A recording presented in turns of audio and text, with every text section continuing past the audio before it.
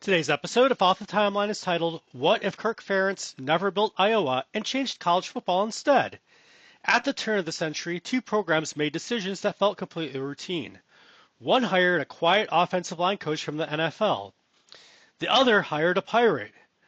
But what if they made the opposite choices? What if Kirk Ferentz never built Iowa and instead took over Texas Tech? And more importantly, what if that single decision quietly changed how college football evolved? Because in this alternate timeline, Iowa becomes something it was never supposed to be, Texas Tech becomes something nobody wanted to play, and the Big 12 never becomes the Big 12 you remember. Now let's set the table to the decision, and let's rewind to 1999.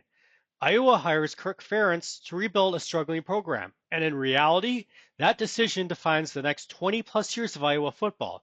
Discipline, defense, offensive line domination, and controlled methodical football. At the same time, Texas Tech is about to make a hire that changes the sport. They bring in Mike Leach, and the air raid becomes associated with the Big 12. But in this alternate timeline, everything flips.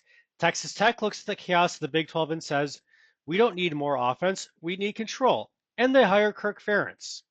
Meanwhile, Iowa hesitates.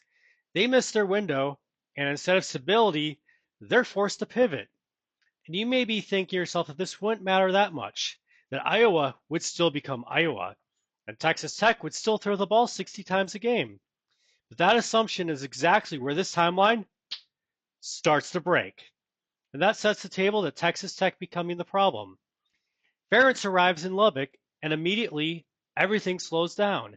Instead of spreading the field, Texas Tech builds dominant offensive lines, a physical run game, and top 25 caliber defenses. While the rest of the Big 12 is turning into a video game, Texas Tech becomes something completely different. They don't try to outscore you, they try to wear you down. And that sets the table for the signature moment in 2002. By 2002, the Big 12 thinks it understands itself. Exciting offenses, fast games, track meets. Then Texas Tech hosts Oklahoma, a top 3 team. And what happens next makes the entire conference uncomfortable. Texas Tech holds the ball for nearly 40 minutes, limits possessions, slows down the game, and wins by the final score of 20-17. And you may be thinking to yourself that it's just one upset, but it's not, because it forces a question the Big 12 wasn't ready to ask.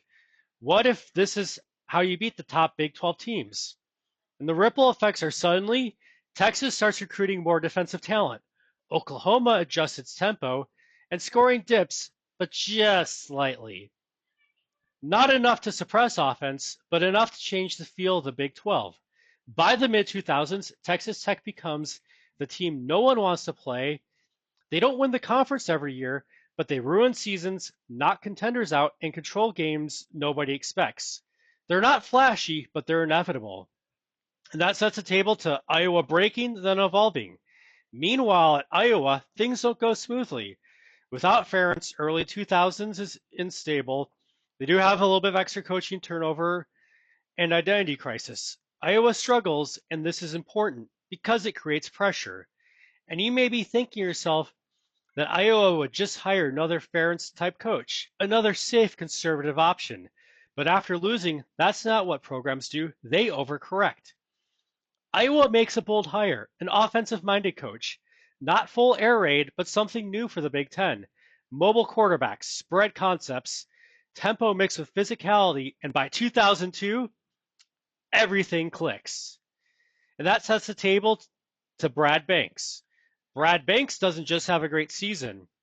He takes off. In our timeline, he finishes second in the Heisman race. In this alternate timeline, he becomes one of the most dangerous players in the country and the engine of a top 3 offense. Iowa doesn't just win the Big Ten, they go undefeated. And this time, they don't get left out. They're playing for a national title. And you may be thinking to yourself, wait, Iowa with offense? Exactly. Because in this timeline, Iowa doesn't become Iowa. They become something the Big Ten wasn't ready for. And that sets the table for the collision of philosophies.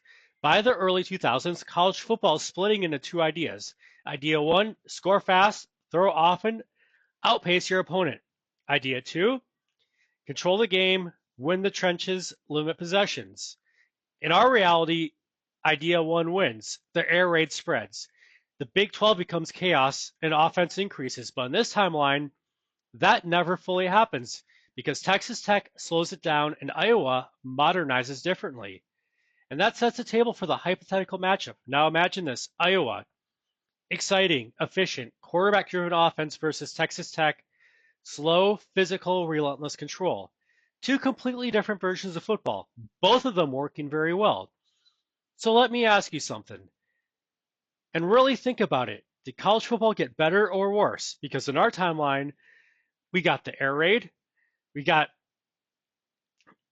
higher volume offense, we got chaos. But on this one, we get balance earlier, we get contrast, we get a sport pulled in two directions at once.